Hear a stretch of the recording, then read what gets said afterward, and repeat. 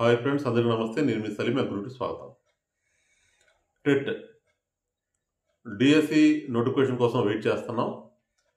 తెలంగాణ ప్రభుత్వం ప్రతి 6 నెలలకు ఒకసారి టెట్ ఎగ్జామ్ కండక్ట్ చేసే విధంగా ఒక ప్రణాళిక అయితే రూపొందించింది. చాలా సంతోషపడాల్సిన విషయం అది. అయితే ఈ టెట్ ఎగ్జామ్ పైన చాలా సార్లు దండయాత్ర చేసి కూడా ఒక ఉద్యోగం రావడానికి కావాల్సిన మార్కులు సంపాదించలేని పరిస్థితిలో ఉన్న వాళ్ళు చాలామంది ఈ వారం 10 రోజుల్లో నన్ను అప్రోచ్ అవ్వడం జరిగింది.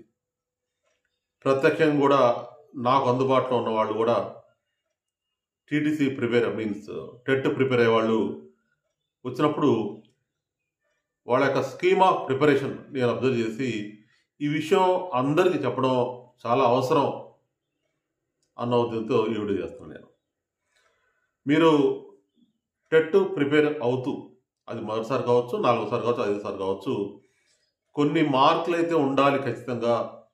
అవి కూడా డిఎస్సికి పనికొచ్చే అన్ని మార్కులు అయితే ఉండాలని అనుకొని అదే పనిగా టెట్ అప్లై చేస్తూ ఉంటారు. సరదా కూడా రాద్దాంలే అనుకునే వాళ్ళు దాదాపు చాలా తక్కువ. ఒక స్కూల్ అసిస్టెంట్ పోస్ట్ రాయాలంటే కనీసం ఒక 100 మార్కులు ఉంటే బాగుండు అనుకుంటారు. ఒక ఎగ్జిక్యూటివ్ పోస్ట్ రాయాలంటే కనీసం ఒక 110, 115 అలా ఉంటే బాగుండు అనుకుంటారు. ఇక్కడ కూడా ముందుగా టెట్ రాసేవాళ్ళు మీరు డిఎస్సి ఏ పోస్ట్కి అయితే రాస్తున్నారో ఆ పోస్ట్ సంబంధించిన మార్కులు ఉన్నాయో లేదో చూసుకోండి. ఎక్కువ సార్లు మీరు రాస్తూ కూడా అవే మార్కులు వస్తున్నప్పుడు బహుశా రాయకపోవడమే మంచిది.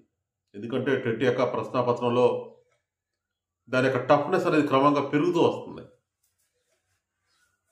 నేను అబ్జర్వ్ చేసింది అది. గత 4-5 టెట్ల నుంచి ఈ ప్రశ్నాపత్రాలు పక్కన పెట్టుకున్నట్లయితే మనం ఎవరికైనా తెలుస్తుంది. అది ముందుగా మనం అవలోకనం చేసుకోవాలి. అంటే టెట్ ఎగ్జామ్ రాసే అన్ని మార్కులు మనకుంటే రాయాల్సిన పని లేదు. ఈ సమయాన్ని మొత్తాన్ని డిఎస్సికి పెట్టడం. రెండోది, ఒకవేళ టెట్కి సరిపడాన్ని మార్కులు మనకు లేనప్పుడు స్కూల్ అసిస్టెంట్ అయితే దాదాపు 90 నుంచి 100 మార్కులు ఉంటే సరిపోతుంది. అలాగే ఎగ్జిట్లకు అయితే కనీసం 110 అయితే చాలా సేఫెస్ట్ మార్క్స్ అవి. ఇట్లా ఈ టెట్ ప్రిపేర్ అయ్యే వాళ్ళలో ఉన్న ఒక ప్రత్యేక సమస్య నేను గుర్తించింది ఏంటంటే, అదే పనిగా రాస్తున్నారు సార్, మాకు ఇన్నే వస్తున్నాయి, పెరగట్లేదు సార్, బాగా బాధగా అనిపిస్తుంది. బాగా ఖాళీ ఉన్న సమయం డిఎస్సి ప్రిపేర్ అవ్వాలనుకుంటే టెట్ పడుతుంది, మళ్ళీ అదే రాయాల్సి వస్తుంది, మార్కులు పెరగట్లేదు. ఏమా ఏం చేస్తున్నారు మీరు, ఎలా ప్రిపేర్ అవుతున్నారు ఒకసారి ఎక్స్ప్లెయిన్ చేయండి అంటే, వీళ్ళలో చాలామంది ఇంట్లో అయితేనే పర్టికులర్గా యాప్స్ తీసుకొని ప్రిపేర్ అయ్యేవాళ్ళు చేసే ఒక మిస్టేక్ అనుకోండి. నాకైతే మిస్టేక్ అనిపించింది. వాళ్ళకి అది కరెక్ట్ ఏమో కానీ, అంటే యాప్ ఇచ్చి టైం టేబుల్ వేసి ఎగ్జామ్ పెట్టే వాళ్ళకి నా మటుకు నేనైతే అది ఖచ్చితంగా రాంగ్ అంట. అదేంటంటే వాళ్ళు ఒక యాప్ వాళ్ళు, నాకు తెలిసి ఒక యాప్ వాళ్ళు, అనేక మంది వాళ్ళలోనే రకరకాల యాప్స్ వాళ్ళు ఉండుంటారు. వాళ్ళు టెట్కి సంబంధించిన 5 టాపిక్స్, పర్టికులర్గా పేపర్ 1 5 సబ్జెక్ట్స్కి 5 టాపిక్స్ ఇచ్చి అదే రోజు నైటు 60 మార్కుల ఎగ్జామ్ పెడుతున్నారు. ఇట్లా 5 టాపిక్లు చదవటం, 5 సబ్జెక్ట్స్లో మళ్ళీ ప్రిపేర్ అవ్వటం, మళ్ళీ దాని వంతు వచ్చేసరికి కొత్తగా అనిపించడం అనేది నేనైతే నమ్మేటటువంటి సీక్వెన్స్ అయితే కాదు. ఈ ఫార్మాని, ఈ ప్రిపరేషన్ని ఎట్టి పరిస్థితుల్లో నమ్మను నేను. టెట్ ఎగ్జామ్లో మార్కులు పెరగడం కోసం ఒక 5 కేటగిరీస్ టెట్లో ఉన్నట్లయితే, పేపర్ 1లో పర్టికులర్గా చెప్పాలంటే, ఆ టెట్ పేపర్ 1 వాళ్ళ గురించే ఇది చెప్పాలంటే ఈ వీడియో. మీరు దయచేసి ప్రతిరోజు ఒక 2 కేటగిరీస్ మాత్రమే చదవండి. సైకాలజీ తీసుకోండి, తెలుగు తీసుకోండి. సైకాలజీ ఒక 5 గంటలు, తెలుగు ఒక 5 గంటలు చదవండి. 2 టాపిక్లు చాలు రోజు. ఈ సైకాలజీ సంబంధించిన 5 టాపిక్స్ ఏతున్నాయో, 5 గంటలు ఏతున్నాయో, ఆ 5 గంటల్లో చదువుకుంటా పోండి. అలా ప్రతిరోజు చదువుకుంటూ ఒక 2 పాఠాలు, 3 పాఠాలు, ఆ పాఠాలు అయిన తర్వాత కూడా ఆ పాఠం అయిపోగానే అందులో ఉన్న మైండ్ మ్యాపింగ్ పాయింట్స్ రాసుకోవాలి. ఒక చిన్న స్లిప్ ఏదో వచ్చేస్తుంది, వైట్ పేపర్ బుక్ పెట్టండి. టెట్ పేపర్ 1 ప్రిపేర్ అయ్యేటప్పుడే డిఎస్సిని దృష్టిలో పెట్టుకొని మీరు ప్రిపేర్ అయితే ఇంకా లాభదాయకం. అలా సైకాలజీ రోజుకి 5 గంటల చొప్పున చదువుతున్నారు, డైలీ ఒక 5 గంటల చొప్పున చదువుతూనే ప్రతి 3 పాఠాలు అయిపోగానే ఒకసారి వెనక్కి రండి, మళ్ళీ ఒకసారి చూసుకోండి, మళ్ళీ ఒక 3 పాఠాలు 6 పాఠాలు అయిపోగానే ఒక రోజు కేటాయించి మళ్ళీ ఒకసారి చూసుకోండి. ఇట్లా ప్రిపరేషన్ అవ్వడం అంటే పూర్తిగా అయిన తర్వాత మనం ఆ సైకాలజీలో ఎన్ని పాఠాలు ఉన్నాయి, ఎన్ని టాపిక్, ప్రతి పాఠంలో ఏ టాపిక్ ఉంది, ఆ టాపిక్ ఉన్న ఎగ్జాంపుల్ ఏంటి, ఎన్ని రకాల డిఫరెన్షన్స్ ఉన్నాయి, వాటికి ఎగ్జాంపుల్స్ ఏం ఇచ్చాడు అనేది మైండ్ మ్యాపింగ్ పాయింట్స్ ద్వారా చూస్తే పేపర్ మీద మనకు వచ్చి ఉండాలి. సార్ మళ్ళీ చదువుకుంటూ పోతే మరి బిట్స్ ప్రాక్టీస్ ఎప్పుడంటే, మీరు ఒక 3 పాఠాలు చదివారు, 3 పాఠాలు చదవగానే మీ దగ్గర ఉన్న ప్రైవేట్ పబ్లిషర్స్ ఏదైనా సరే, తెలుగు అకాడమీ కానీ ఎస్ఎన్ఎస్ కానీ ఇంకేదైనా సరే, అందులో ఉన్న బిట్స్ మొత్తం ప్రిపేర్ అవ్వండి, బిట్స్ మొత్తం తిప్పండి. 2వ పాఠం అయిపోయింది, ఒకసారి బిట్స్ అన్ని 3వ పాఠం అయిపోయింది. ఇలా 3 పాఠాలు కూడా మైండ్ మ్యాపింగ్ చదవడంతో పాటు మైండ్ మ్యాపింగ్ పాయింట్స్ అన్ని కూడా రాసుకోవడం జరిగింది. At the same time bits అన్ని కూడా ప్రిపేర్ అవ్వడం జరిగింది. అట్లా 6 పాఠాలు, 9 పాఠాలు, 15 పాఠాలు, ఇలా ఒక వారం రోజుల పాటు లేకపోతే 9 రోజుల పాటు మీకు సైకాలజీ ఎన్ని రోజులు పడితే అన్ని రోజులు ఈ 5 గంటల చొప్పున చదువుకుంటూ వెళ్ళాలి. సెకండ్ ట్రాక్లో తెలుగు అనుకోండి, పోని నేను సైకాలజీ తెలుగు అని చెప్పాను, మీరు ఇంకొక ఏదైనా మీ ఇష్టం వచ్చిన సబ్జెక్ట్ పెట్టుకోండి. ఇలా 2 ట్రాకుల్లో 5 గంటల చొప్పున చదువుకుంటూ ప్రతి ట్రాక్లో ప్రతి సబ్జెక్ట్ ఏతుందో ఒక టాపిక్ అయిపోగా దానికి సంబంధించిన బిట్స్ ఎక్కడెక్కడ అందుబాటులో ఉన్నాయో ప్రిపేర్ అవ్వటం, 2వ టాపిక్ బిట్స్ ప్రిపేర్ అవ్వటం, ప్రతి టాపిక్లో మైండ్ మ్యాపింగ్ పాయింట్స్ కూడా రాసుకుంటూ వెళ్ళటం, ఇట్లా ట్రావెల్ చేస్తూ ఈ 2 కంప్లీట్ చేయాలి. 9 డేస్ పడుతుందో 10 డేస్ పడుతుందో కంప్లీట్ అయిపోతాయి. మళ్ళీ ఒక 2 పెట్టుకోవాలి, మళ్ళీ ఒకటి పెట్టుకోవాలి. మళ్ళీ ఎప్పుడైతే 5 అయిపోయాయో మళ్ళీ ఒకసారి వచ్చి మళ్ళీ రివిజన్ చేసుకోవడం. ఒకటి గుర్తుపెట్టుకోవాలి, రౌండ్ 1లో 10 రోజులు పట్టిన టాపిక్, రోజుకి 5 గంటలు చొప్పున 10 రోజులు పట్టిన టాపిక్, సెకండ్ రౌండ్లో అదే రోజుకి 5 గంటల చొప్పున చదివితే కేవలం 6 రోజులు మాత్రమే పడుతుంది.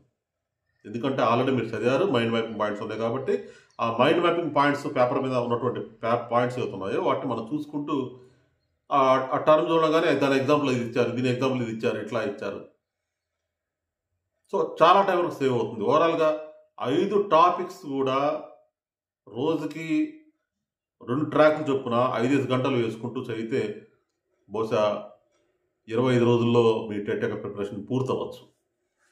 సెకండ్ రౌండ్లో మళ్ళీ ఇవి చదవడం కోసం కేవలం 10 రోజులు మాత్రమే పడుతుంది.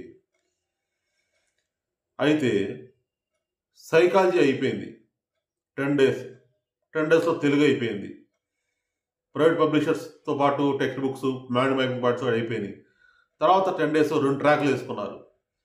మధ్యలో అవకాశం ఉంటే ఎవరైనా సరే ఆన్లైన్లో ఎగ్జామ్ పెట్టే యాప్స్ ఉంటే వాళ్ళ ఎగ్జామ్స్ అప్పుడు రాయండి. నేనేమంటా అంటే యుద్ధానికి సిద్ధమయ్యేంతగా నువ్వు అభ్యాసనం చేసిన తర్వాత రాస్తుంటే నీళ్ళు కాన్ఫిడెన్స్ లెవెల్స్ పెరుగుతూ ఉంటాయి. నువ్వు ఏ రోజు రోజు ఒక్కొక్క టాపిక్ చదువుతావు, అందులో వచ్చి రాని బిట్స్ ఇస్తారు, రాయలేకపోతావు, ఒక రకమైన భయం. ఇంకో టాపిక్ వచ్చేస్తుంది తెల్లారే, అరే నిన్న చదివిన టాపిక్లోనే మార్కులు రాలేదు, ఇది చదువుతావు, ఇందులో కూడా సరిగా రాకపోతే ఇట్లా అంటే చదివిన టాపిక్లో పరిపక్వత అనేది లేకపోయేసరికి ఒక అభద్రతా భావం, ఒక భయం వెంటాడుతుంది. అట్లా వద్దు. ఈ 5 టాపిక్స్లో కూడా మీరు చేయాల్సింది ఏంటంటే, ఏ 2 టాపిక్స్లో అయితే మీకు కనీసం 25 పైన వస్తాయి 30కి, వాటికి వీలైతే తక్కువ టైం కేటాయించండి. ఎక్కడైతే మనం టెట్కి సంబంధించిన రాణించలేమో అక్కడ ఎక్కువ సమయం కేటాయించి చదవండి. అంటే సైకాలజీ తెలుగు ఉంది, తెలుగు మీకు బాగా వచ్చు, దానికి 5 గంటలు అవసరం లేదు, 4 గంటలే పెట్టండి, 6 గంటలు సైకాలజీ పెట్టండి. కానీ 2 రోజుకి 5 ట్రాక్లు, 5 సబ్జెక్ట్స్ 5 ట్రాక్లు పెట్టద్దు. మొత్తానికి మొత్తం మీ యొక్క ప్రిపరేషన్ మొత్తం కూడా మళ్ళీ వెళ్ళి మీరు ఎప్పుడు రాస్తే ఆ 75, 78, 80 దగ్గర ఆగిపోతుంది మార్క్స్. అట్లా వద్దు. నా పర్సనల్గా నేనైతే సజెస్ట్ చేసేది అది.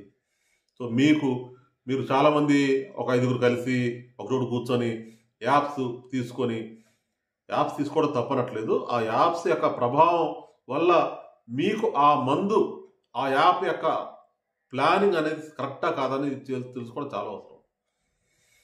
మనం బట్టల కొట్లోకి వెళ్ళినప్పుడు కానీ, బంగారు కొట్లోకి వెళ్ళినప్పుడు కానీ, చెప్పుల కొట్లోకి వెళ్ళినప్పుడు కానీ, పర్టికులర్గా చెప్పుల కొట్లు అయితే మరీ కరెక్ట్. అన్ని చెప్పులు బాగుంటాయి, కానీ మన కాలికి సరిపడా చెప్పుని మనం వేసుకుంటాం. అలాగే బట్టల కొట్లో వెళ్ళినప్పుడు కూడా ఆ బట్టల కొట్లో ఉన్న బట్టలన్నీ బాగుంటాయి, కానీ మనకి ఏ బట్టలు బాగుంటాయో అవే వేసుకోవాలి. ఇక్కడ కూడా పూర్తి ప్రిపరేషన్ అయిన తర్వాత ఎగ్జామ్ రాయడం అంత ఉత్తమం ఏది లేదు. ఎక్కువ మాటలు వస్తుంటాయి అప్పుడు మీకు. గుర్తుపెట్టుకోండి, కనీసం 2-3 పబ్లిషర్స్, కోచింగ్ సెంటర్ లాంటి వాళ్ళు ఏమైతే బిట్స్ అవి ప్రిపేర్ అవుతూ ఉండండి. ఆ బిట్స్ ప్రిపేర్ అవుతూ పాటు మీకు మైండ్ మ్యాపింగ్ పాయింట్స్ స్ట్రాంగ్గా రాసుకోవడం అవసరం. టెట్ పేపర్ 1లో మీరు పెట్టే ప్రతి గడ్డ పెరుగులాగా ఉండి రేపొద్దున డిఎస్సి ఎప్పుడు చాలా తేలికవుతుంది. చాలా అంటే చాలా తేలికవుతుంది. నిజంగా నేను చెప్పినట్టుగా మీరు అలా ప్రిపేర్ అవ్వండి, మీ కాన్ఫిడెన్స్ లెవెల్స్ పెరుగుతాయి. గుర్తుపెట్టుకోండి, టెట్లో ఎక్కువ మార్కులు వస్తున్నట్టు అర్థం ఏంటంటే సబ్జెక్ట్ ఎక్కువ ఉందని కాదు, చాలా కాన్ఫిడెంట్గా మనోధైర్యంతో రాస్తున్నారని అది దామదాలు. అలాగే ఇంగ్లీష్లో యాంటోనియమ్స్, సినానియమ్స్, ఫ్రేజల్ వెబ్స్ ఇలాంటి కొన్ని ఉన్నాయి. వాటి కొన్ని వేలు చదివినా కానీ మళ్ళీ కొత్త క్వశ్చన్ వస్తుంది కాబట్టి అలాంటి వాటికి ఎక్కువ టైం కేటాయించకండి, తక్కువ టైం కేటాయించండి. ఇంకొక అడుగు ముందుకేసి వీలైతే అలాంటి రాని క్వశ్చన్స్ ఒక 10 ఉంటే 10కి ఏదో ఒక అక్షరం పెడితే కామన్ గుర్తు వస్తాయి, మార్కులు కొన్నైనా పడతాయి మనకి. మనం ఇక్కడ వాటి కోసం కొన్ని వేలలో ఉండే వాటి కోసం రోజుల తరబడి, గంటల తరబడి ఇన్వెస్ట్ చేస్తే అక్కడ మనకి అనుకున్న మార్కు రాని పరిస్థితి. మిత్రులారా, దయచేసి మీరు రోజుకి 5 సబ్జెక్టులు చొప్పున చదవడం ఆపండి. ప్రస్తుతానికి 2 ట్రాక్లు 2 సబ్జెక్టులు మాత్రమే పూర్తి పరిపక్వత 360 డిగ్రీస్లో, అంటే సబ్జెక్ట్కి అన్ని వైపులా ఒక సబ్జెక్ట్ తీసుకుంటే దాన్ని అన్ని వైపులా రౌండప్ చేసి చదివేంతగా కమాండింగ్ తెచ్చుకొని మీరు అప్పుడు ఎగ్జామ్స్ గురించి రాయండి. అప్పటి వరకు మీరు టెక్స్ట్ బుక్ చదువుతారు, మీన్స్ ఏదైతే మెటీరియల్ చదువుతారు, మైండ్ మ్యాపింగ్ పాయింట్స్ యాడ్ చేసుకుంటారు, అందుబాటులో ఉన్న 2-3 పబ్లిషర్స్లో ఉన్న బిట్స్ ప్రిపేర్ అయితే సరిపోతుంది. మిత్రులారా, టెట్లో మార్కులు అనేవి పెరగడం నిజంగా అవసరం. కనీసం కొన్ని మార్కులన్నా ఉన్నప్పుడు మాత్రమే మన డిఎస్సిలో కూడా కొంత బలంగా రాసే అవకాశం ఉంటుంది. ఈ మార్కులు ఖచ్చితంగా అక్కడ ఒక 0.5 కలిసి వచ్చినా కానీ మనకి ఆ విధంగా అక్కడ మీ ర్యాంక్ చాలా మెరుగుపడే పరిస్థితి ఉంది. టెట్కు సంబంధించిన ప్రిపరేషన్ సంబంధించి చాలా జాగ్రత్త వహించాల్సిన అవసరం ఉంది. ఎందుకంటే ఈసారి డిఎస్సి కూడా కొద్దిగా జరిగే అవకాశం ఉంది. ఇప్పుడే నాకు తెలిసిన సమాచారం జూలైలో పంచాయతీ ఎలక్షన్స్ ఉన్నాయని తెలిసింది కాబట్టి దాని గురించి కూడా నాకు అయితే అప్డేట్ ఒక 2-3 రోజుల్లో అయితే వస్తుంది. లేటెస్ట్ అప్డేట్ ఏంటనేది డిఎస్సికి సంబంధించి ఆ విషయం కూడా మీ ముందు ఉంచే ప్రయత్నం చేస్తాను. అప్పుడు సరే, నమస్తే.